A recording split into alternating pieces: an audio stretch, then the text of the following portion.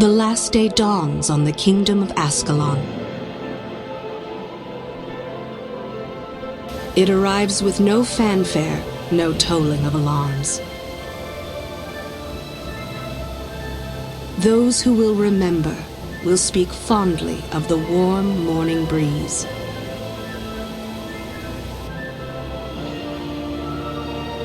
People carry on with their daily lives, unaware that in a short while,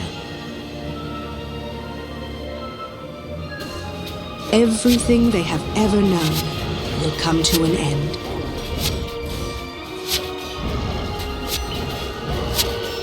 Scribe? Yes, my lord. These Char are relentless, but we shall hold the wall at all costs. Yes, my lord. Take this message to Sir Titus. Go forth and recruit the strongest, the smartest. Bring to me the bravest in all of Ascalon. Find me the heroes who will lead our kingdom to glory. As you command, my king.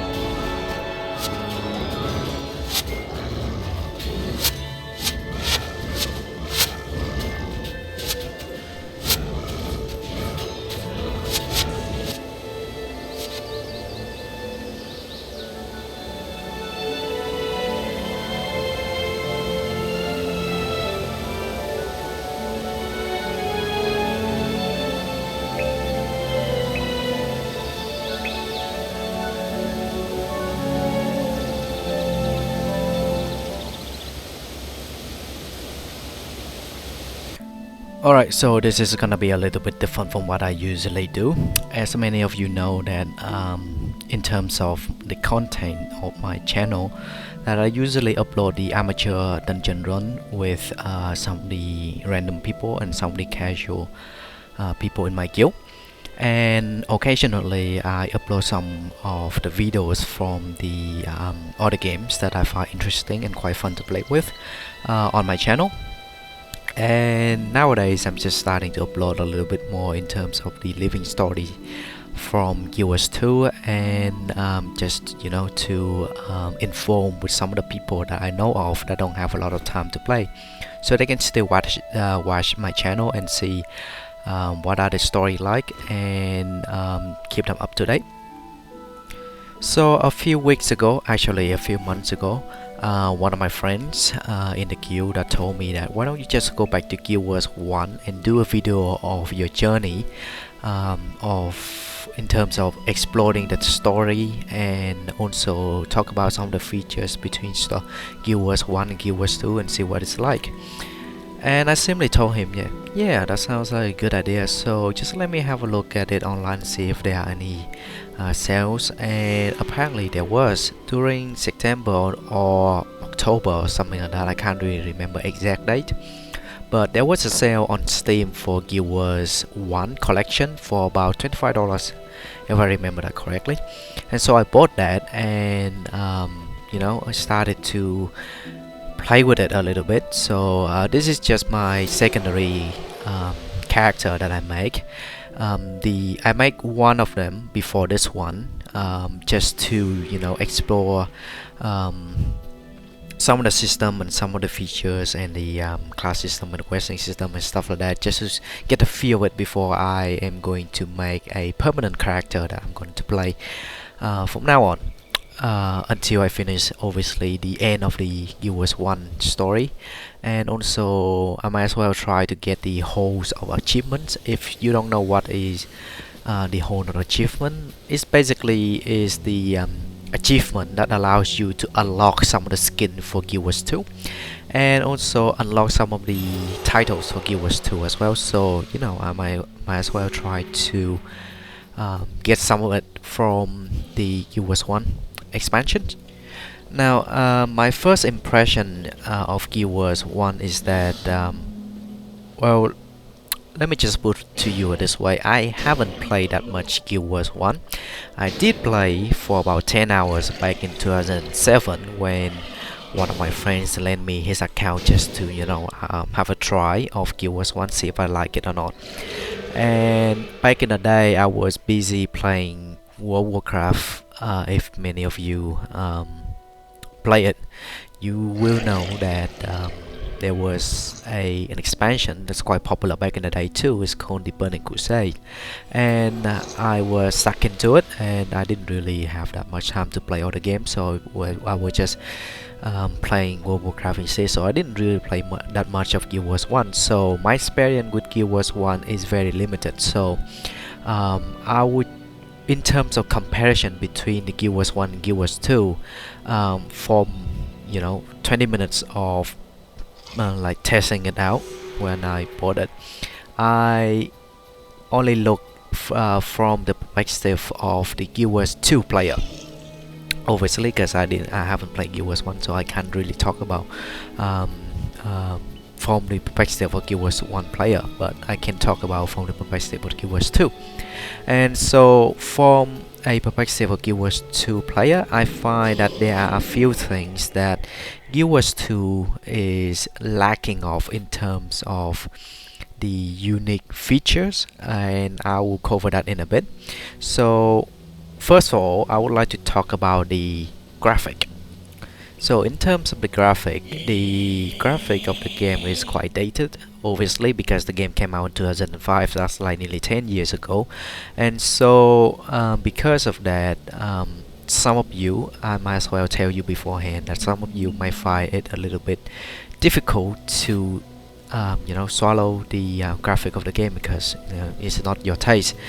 But in a personal opinion, and to be perfectly honest with you, I think that the graphic is quite solid. Actually, it's very, very solid for the game that is 10 years old at that age, and I have everything on max. And when I look at the environment and when I look at the texture, obviously there are some clunky textures every now and then for the NPCs and the model characters and stuff like that, but that is to be expected, because the technology back in the day wasn't really that good compared to now. And if you travel back in time, it was good for the time.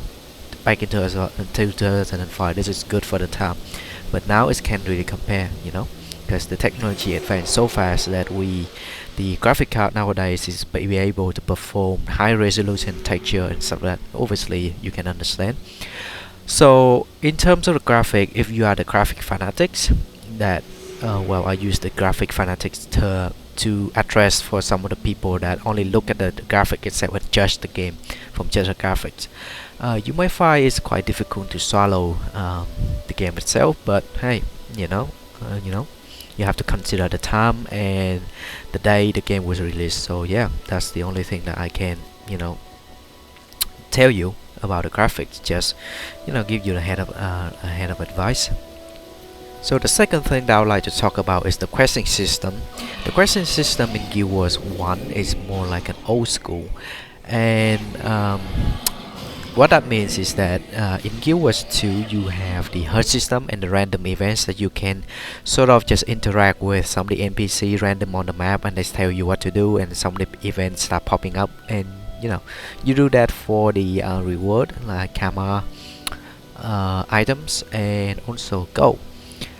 And in Guild Wars 1, the questing system, we don't have any random events popping up. Instead, you have an old school system, which is you interact with an NPC, and basically that NPC will give you a sort of dialogue for you to read, and then after reading the quest, you need to track and find out what you need to do in terms of killing or finding the items, quest item, and finding this NPC and that NPC and blah blah blah and stuff like that. And then once you complete that, you return to the quest NPC, the original quest NPC, and return the quest to him or her.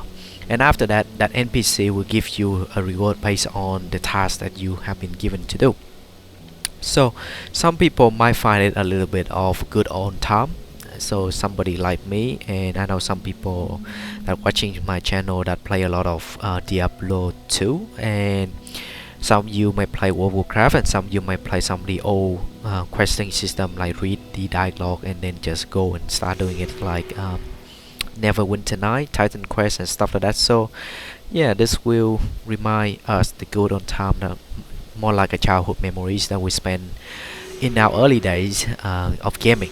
So some of you might prefer to have the NPC interact with you, like by interacting, I mean that in Guild Wars 2 and Guild Wars 1 and some other games, they have the NPC and the events that they talk to you, and by talking to you they are emotionally express their belief and also express their opinions on certain things. So one of the perfect example that I can give you is Star Wars Knights of the Old Republic. And when I was playing that game, I was not I played two of them, the original one, and the second one is the Sizzler. And the second one, I got emotionally attached to one of the NPC of the game. I can't really remember her name right now, but it's starting with a V, so something to do with Visa or Visa or Vera or something like that. But the way she spoke to me back in the day, it was so emotionally, like she was just like trembling in fear, and sometimes she just like express like her love to me back in the day. And so it's just like a role-playing thing. And so when she started to interact with other people, you somehow feel the connection between your character and that character. So some people, they prefer to have that interaction between their characters and the NPCs. So in Guild Wars 2 you have a lot more. Some of the side quests I find are quite unique, that the NPCs start interacting with you, and some of them are very interesting, and also give me some sort of emotionally attached to their characters when I was doing the exploring in Guild Wars 2. Now I haven't played a lot of Guild Wars 1, so that opinion of mine might subject to change or later on when I start doing some of the questions that NPCs start interacting with me. But I'm just telling you now that if you prefer a more voice over interaction between the NPC and you, then you might find it's quite a little bit difficult to find that connection with Guild Wars 1, because the majority of the stuff are quite text-based. So you just read the quest log and then you start do that. So there's not many voice emotion attached to the NPC itself, except for the main quest from my experience of 20 minutes into the game. So it's subject to change, but I'm just telling you in advance first, and later on if they start interacting more, then I'll let you know as well. So yeah, and the next thing I want to talk about is the class system. And to be perfectly honest, I find the class system in Guild Wars 1 is very unique, and I like it a lot. I like it more than Guild Wars 2. Now in Guild Wars 2, when you have a class, when you first create your character and then you pick out a class, that class will stay with you for life. So you cannot change this into another class except for creating another one.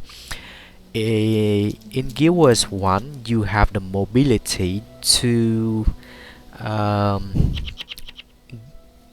get the skill from other classes into your action bar, and you can use that skill from other classes to your advantage in certain situations. So that gives me a lot of mobility in terms of what I can do in adapting, adjusting, and coordinating with other people in a hard mode dungeon. And so because of that, it doesn't really matter what I pick. At the end of the day, I can always change my second class to have a particular skill that is required for a particular dungeon, or I can just keep my secondary class and then adjust my primary class, and vice versa. So it's so I have the mobility to change in between. So let me just give you an example. In Guild Wars 1, you have a primary class. That is when you start creating a character, and your primary class or main class cannot be changed, but it doesn't really matter that much, because you have another thing called the secondary class. And the secondary class, you can pick any other classes in the game. That doesn't have to be within the same tab. So I mean, with by within the same class, I mean, like, if I choose a necromancer, obviously, as you can see in the video right now, that my main character is a necromancer, and so I am not restricted to pick another magic tab or magic class professions like elementalist. I'm not restricted to any of that. I can pick a necromancer as my main class, but I can also pick my secondary class to be a monk or a warrior.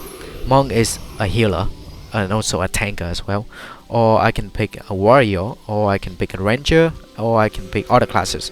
Any other classes. It doesn't restrict it into a particular type of class. So that gives me a lot of mobility. And so, for example, let's take a situation in the hard mode dungeon. So in the hard mode dungeon, you have every individual person in the party. They have different builds and stuff like that. So yeah, but what happens if an individual, if that party doesn't have anybody that is tailored to the healing of that dungeon in that party? So what can you do? You in other games, you either have to find another healer or stuff like that. In here, doesn't really matter, because you can always switch to your secondary classes and then adjusting the attribute and the magic points to the healing attribute, and then you can use the healing attribute to support. So to support the whole entire party. So you can be anything at all. So you can also be a tank. You can also be a damage dealer. You can also be a support, damage dealer support, or you can also be a AOE, like area of effect damage dealer, and you can also be a healing support, or you can also be a disruptor. You can be anything. So this gives me the ability to change to any other type of class that I wanted. So because of that, I find that very unique and quite fun to play with. So like, it gives me the option to explore different classes at the same time. Another games that I find quite similar to this that I used to play a lot back in the day was Titan Quest. Titan Quest, you have 8 classes in total, but you can pick 2 classes out all of them. So you can mix in between classes, and then you can copy one spell from another class to another one to support that one class. So any weaknesses can be all covered by the other classes. So in Guild Wars 1, I find that the feature is very unique, because I can adjust my necromancer into becoming different class role. But please keep that in mind that I haven't played that much in Guild Wars 1, so I will try to explore the class profession system. So try out a combination of between classes, so it can match with the purpose of different situations for the dungeons or for the event itself. So yeah, honestly, I'm really looking forward to try out this feature. And I think that this is the reason why many of the people that I know of that play a lot of Guild Wars 1 prefer to have this kind of system over Guild Wars 2, because this allows them to explore different combination to what they like, and also allows them to use it in the different situations. So in many occasions in Guild Wars 2 that I find that I wish I was in another class.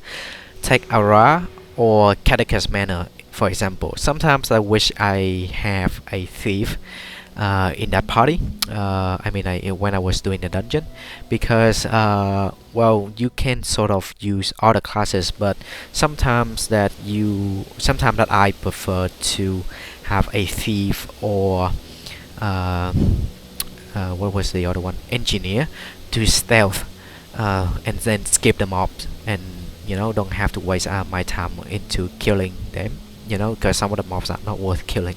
So sometimes I wish I have that ability from thief and engineer to just stealth other people and me, so that I can skip some of the unnecessary mobs and then start going straight to for the boss. And in Guild Wars 1, if I can change my class, I mean like copy the spell from other classes and use it to my advantage, that's gonna give me a lot of advantage, and so that I can so I can better do the dungeon, and adjust it to it.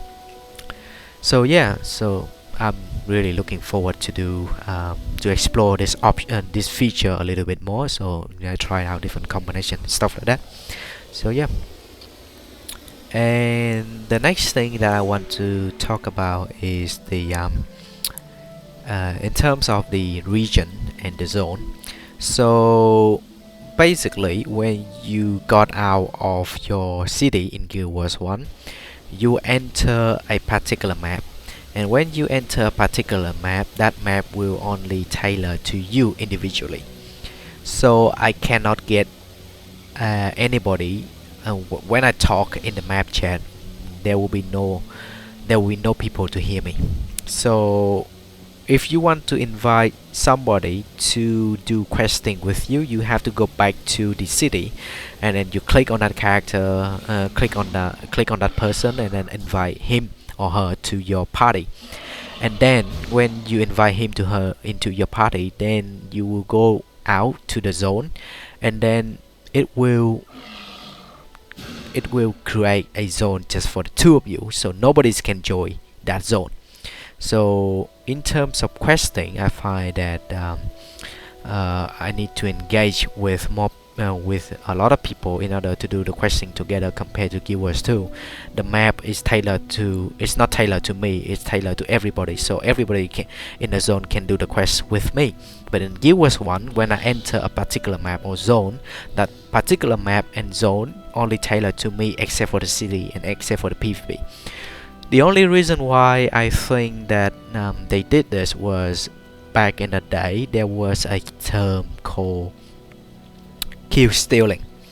Now many of you might not be aware of kill stealing, but a lot of old people like me, old players like me, kill stealing was the term that used to address some of the dickheads that tried to steal the experience and steal the items and steal the reward from you by killing the mobs or trying to steal the quest. So let me just give you an example to illustrate that terminology. When back in the day, the rewarding system goes, went like this. When you go out and then when you start killing when you kill a mob, when you kill a monster, that monster will give you, say, 100 gold, 100 experience, and sometimes an item, say an axe or a bow or something like that. Just say an item. So when you kill that monster, you will get everything. So that's called 100% reward that you get. But if somebody, random person not in your party, came along and then start killing and that mobs, the reward will be split between the two of you. So if you attack that mobs, say, to 50% of the health point, and then the other person came along and then start attack it and kill the remaining 50% point, that person will get a 50% reward for killing the mob. So you get 50% of your experience, you get 50% of your experience, you get 50 gold, and you will have a chance, not a guarantee, you will have a chance of getting the item. And the other person will get another 50%, 50 gold, and a chance of getting the item. If you're in the party, the same principle applies. So if me and my friend in the party, two of us, when we kill a mob, that mob will give the party 100 experience, and that 100 experience will be divided to the people in the party. So the more we have, the more experience is gonna divide. So that was the old system. So now when other person attack a mob without your permissions, so say for example you start killing a monster, and then the other person just killed it without your concern, that person technically just kill stealing you. So by that, in the sense that he's stealing your experience, and he's stealing your chance of getting the item, and he's stealing your goal, because you attack that monster first, you are entitled to get the reward from that monster, and somehow one dickhead came along and then start killing that monster while you at it. Technically that dickhead is kill stealing your reward, kill stealing the monster, and in turn that means stealing your reward. So that's what we used to call them, used to call the action as kill stealing, and the person who does that, we call them kill stealer, or some other abusive terminologies like dickhead and stuff like that, and asshole, like obviously. So because of that, I think that for a time that a lot of MMO online games that people just got pissed off and they start killing each other, like PK, player kill, and they start player killing each other, and then that lead to like guild war starting and stuff like that. So over the time it's starting to ruin the community for a few other games that I know of, but I can't remember the name right now. It's been so long ago. So I think that this is part of the reason why AreaNet invented a zone that particularly tailored to you, so that you don't whatever you kill, you are entitled to have the 100% reward, except for when you inviting somebody to play with you, then that might subject to change. But I haven't invited anybody into my party yet and to test that one out, so I can't really comment on the rewarding system for 2 or more people in the party in Guild Wars 1 just yet. But yeah, that's the only reason why I think they did it. They did it back in the day. Because some people like me, I don't really mind people keep stealing me that much, except for the fun of killing that player kill, start PKing all the people. That's what I usually do back in the day. And so some people like me, we enjoy doing that, like player kill other people when they start killing us. So that was one of the fun that we did back in the day. But I understand that some people might not like the idea that much. So other games like World of Warcraft, they have the server that you are allowed to kill, and other server that you are not allowed to kill. That's what I think. Yeah, I remember that. So there are servers that allow you to kill other player between the 2 factions, like the allies and the horde, and then like in the open field that you can start killing each other. But there are other servers that do not allow you to kill other people. So when you meet with another person from another faction, if you want to attack that person, the damage wouldn't do anything, or you can cast a skill on that person because of that. So AreaNet did invented this to reduce the chance of people starting to ruin the community and abusive with to other people, and then starting guild wars for no reason. So yeah, I can understand that. And if you want to kill other people, you have the PvP environment. So yeah, you can just go there and start attacking other person. Just go for it. So yeah, just keep that in mind if you buy the game and then start going back and wonder why you are in a particular zone doing quests and there are nobody for you to interact with, like other online player to interact with. So yeah, just please keep that in mind. Alright, so that pretty much sum up for my impression on the Guild Wars 1 features and some of the features and some of the aspects of the game.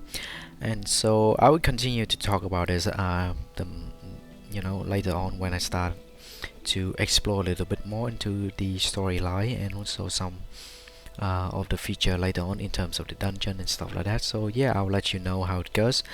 And obviously I will I will record everything, and then I'll upload a video on YouTube so you can check it out yourself. And this is sort of my documentary journey, that's what I call it, experience of my Guild Wars 1. So it is a continuous process that I will start doing from now on until I finish the main storyline, and I will also try to finish as many side quests as I can, and I will include everything in the video, so there will be no cutting for all of the side quests. If I fail in a particular dungeon, I would let you know. I will include that as well. If I die too many times, then yeah, obviously I will cut some of the dying part, because it's kind of waste for the bandwidth to upload that dying part. So yeah, I'll upload everything, and I'll try to keep it as informed as possible.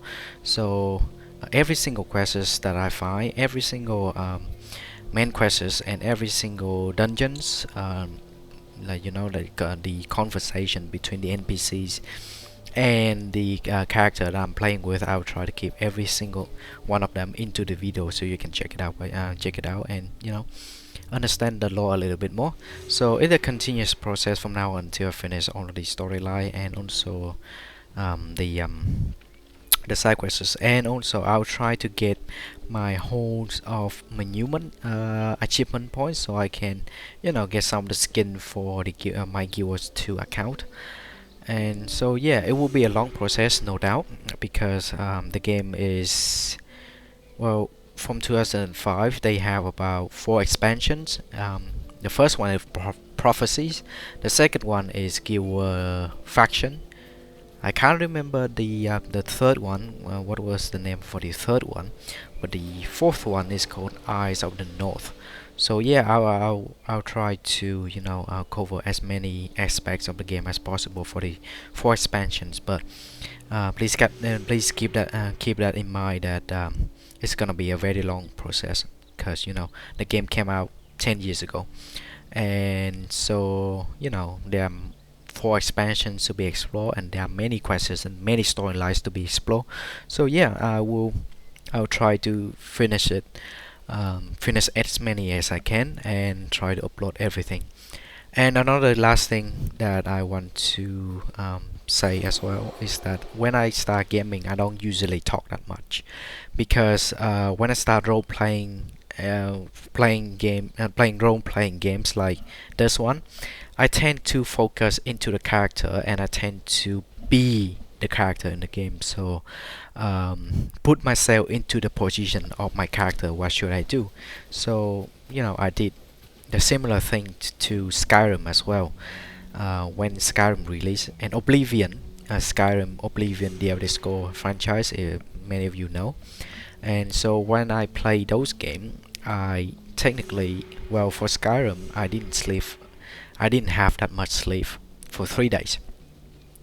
So when I pre-ordered the game back in 2011, so during the release on 11th November of 2011, yeah, when I pre-ordered the game, when I got my hands on the game, I didn't really sleep that well, only about 2 to 3 hours a day, and then I just continuously gaming for the next 3 days in a row. So I put myself into the positions, start killing the dragon, start being being the dragonborn, and then doing the quest and killing the Alduin, which is the final boss of the main story quest for Skyrim, killing Alduin, and then start doing some other side quests like the companion, the mage guild, the assassin guild, the thief guild.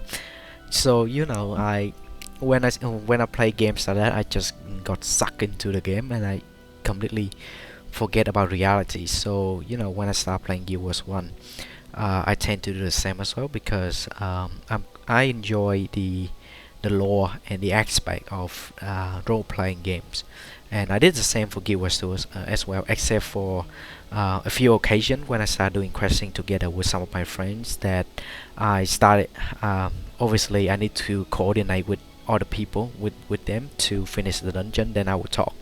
But aside from that, I don't usually talk that much when I start soloing. So yeah, you may find on my videos that now where's the sound?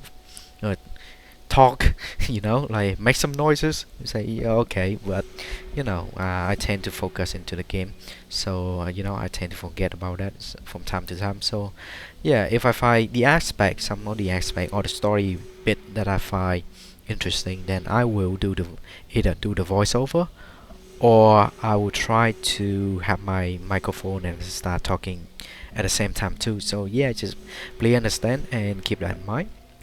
So yeah, um, well, yeah, another another last thing. If you decided to purchase the game and roll with me, or if you already have the account and you want to explore the game once again because of some of the good on time or the story wise that you want to revisit, feel free to let me know in the comment, or give me a private message, and I'm happy to add you into the game and we can start exploring together. So the more the merrier, because soloing in an MMO is sometimes can be a little bit dull, but hey, if you want to do it for good old times, or if you decided to buy the games and explore it, where just to see what Guild Wars 1 is like, feel free to give me your character IDs and in the comment, or inbox me and I'll add you. So yeah, alright, I'll leave you to it, and have fun, and I will see you later.